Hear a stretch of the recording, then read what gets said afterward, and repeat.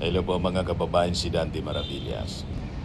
O yung ismag mga kababayan, mula sa nasusunog na basura sa Nabutas landfill, sa latest report ng ABS-CBN, umabot na daw ng Pasay City.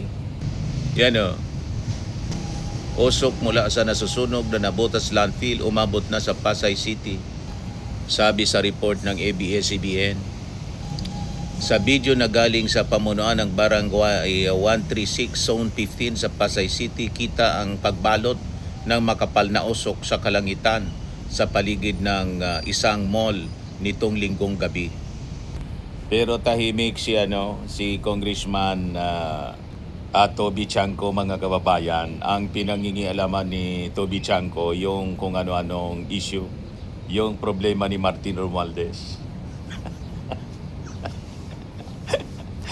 Yung issue kay Martin Romualdez, yung issue sa lugar niya, tahimik si Toby. Isa na pong environmental disaster, mga kababayan, yung nasusunog na landfill. Kaya yung tanong ngayon, takot ba na mapag-usapan o may tinatago si Toby? So kailangan mga kababayan pag-usapan natin ito. Kasi yung issue puro impeachment at saka flood control. Yon ang laging bukang bibig, yung flood control mess na tinututukan naman po ng ating administrasyon. Nandun yung atensyon ni Toby Chanco, wala doon sa kanyang distrito. O di ba? Pinagtatagpan yung sariling baho. Yung sariling problema, yan naman talaga po ang style ng mga nasa kampo ng mga Duterte. Kasi pinanindigan na ni Toby na DDS congressman siya. O di ba? Mga kababayan, malinaw. So sa gitna mga kababayan ng sunod-sunod na trahedya sa landfill sa buong bansa, ngayon yung sumabog sa Nabutas. Isang bagay mga kababayan yung kapansin-pansin. Ang nakakabinging katahimikan po ni Toby Chanco. At sa krisis nito mga kababayan, ang katahimikan na ito ay hindi neutral. Ito ay isang posisyon. Ito po ay hindi simple kasi pangatlo na po itong nangyari na malaking trahedya sa loob ng 4 na buwan. Ayon po sa Bantoxic, isa pong environmental group. Ang sunog na to sa Nabutas sanitary landfill, hindi po daw siya isolated case. Ito yung pangatlong pinakang malaking landfill incident sa loob po ng 4 na buwan. Kasunod ng Binaliw landfill tragedy sa Cebu. Naalala ninyo yung nangyari sa Cebu? 36 yung patay mga kababayan doon nang gumuho yung landfill. Nangyari din ang ganito mga kababayan sa Rizal landfill. May nasawi din at mga nawawala. So ang ibig sabihin mga kababayan, hindi na po ito aksidente. Ito ay isang malinaw na pattern. At sa ganitong sa gitna ng ganitong seryosong babala sa buong bansa, ang tanong ngayon, bakit walang kagyat na aksyon o kahit malinaw na paninindigan man lamang ni Toby Chanco? Kung ang ibang trahedya mga kababayan ay nagsisilbing babala, bakit po sa Nabutas piniling manahimik na lang? So ayon mga kababayan sa Bantoxic, maiwasan sana yung sunog kung inuna daw yung kaligtasan at saka rehabilitation ng landfill. Pero ang nangyari, hindi kaligtasan yung naging priority. Hindi agarang rehabilitation ang tinursigi, kundi mga legal processes at technical compliance. Sa ilalim ng leadership ng mga Chanco, naging malinaw po yung perception. Mas inuna yung papel kaysa sa buhay, kaligtasan ng mga tao sa paligid. At dito mga kababayan, lalong bumibigat yung accountability ni Toby Chanco bilang isang mambabatas. Dahil kung may nakita ng panganib, bakit walang legislative pressure? Bakit walang ingay?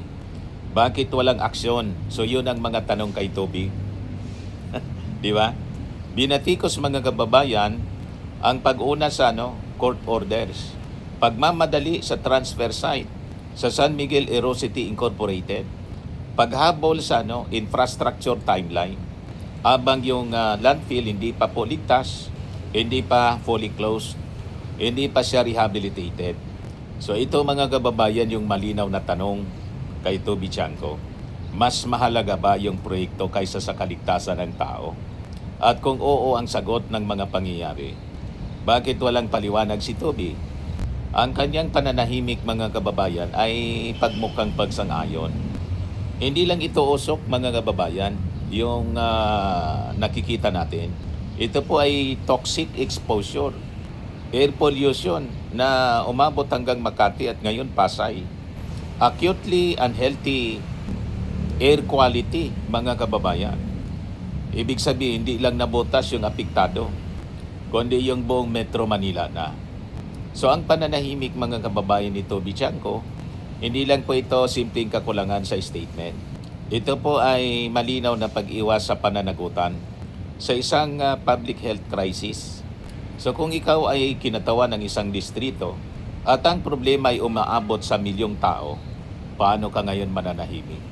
So ngayon mga kababayan, nananawagan yung grupong ban na Toxics ng Independent Fact-Finding Mission. Investigasyong hindi kontrolado ng gobyerno o korporasyon. Pero hanggang ngayon, walang malinaw na suporta mula kay Toby Chanco. Kaya ngayon, lalong lumalalim po ang duda. Kung wala kang tinatagoan niya, sabi ng mga observers o kapabayaan, bakit hindi ito pangunahan ni Toby? Ikinatawan siya ng distrito. Di ba po, mga kababayan? At ang masaklap, kung ano-anong problema yung pinangingialaman, problema ni Martin yung pinangingialaman, yung problema niya.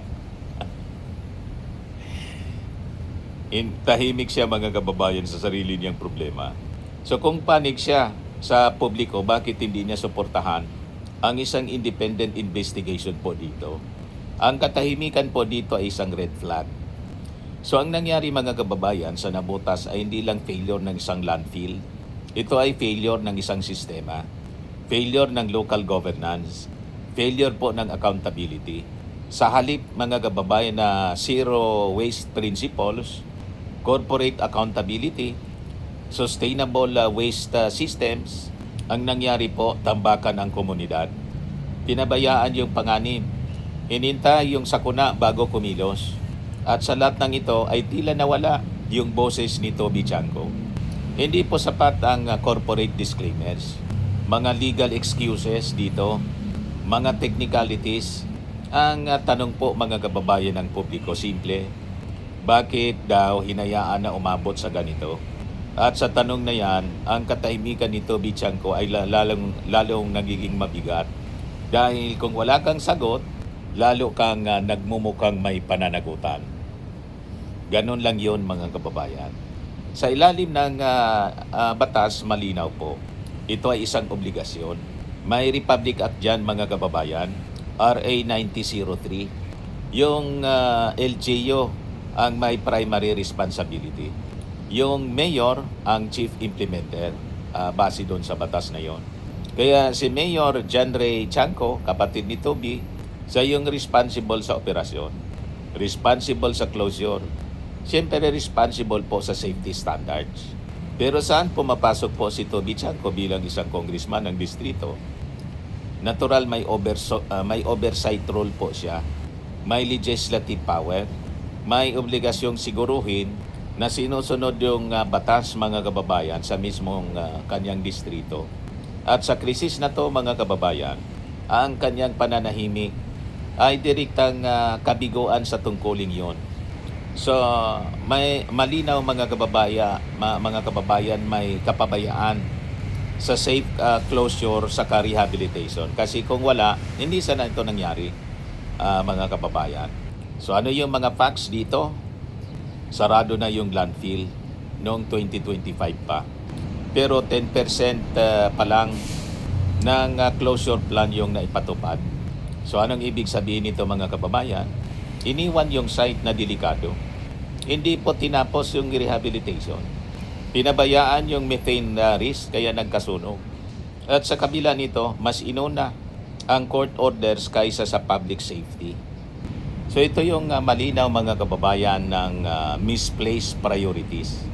At si Toby Chanco bilang kinatawan ng distrito, wala siyang malinaw na aksyon para pigilan po ito mga kababayan.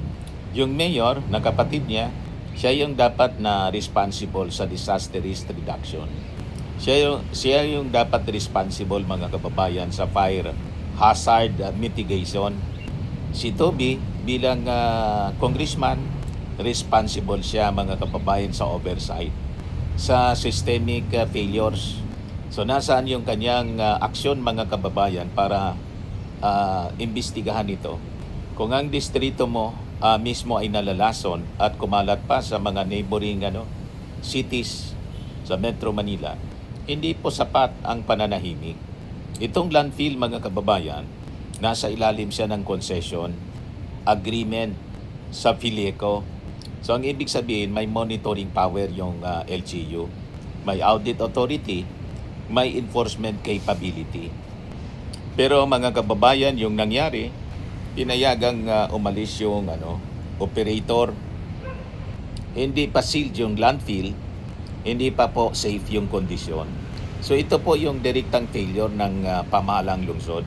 At sa ganitong kalaking issue mga kababayan, ang kawalan ng intervention po ni Toby Chanco ay hindi po maipaliwanag. So sa ngayon, may panawagan na po ng independent investigation. May possibility ng lawsuits sa ilalim po ng Republic Act 9303. Kasama po yung DNR sa pagsusuri ng civil at administrative cases. At habang papalapit po yung paniningil, isang bagay ang hindi po makalimutan ng publiko. Tahimik lang si Toby.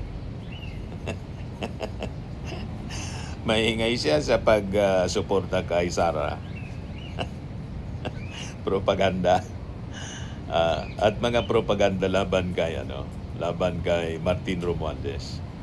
So kapag ang lungsod ay nasusunog, nalalason dahil sa nasusunog na landfill at nalalagay mga kababayan sa panganib, ang pananahimik ay hindi po neutrality. Ito po ay malinaw na kapabayaan.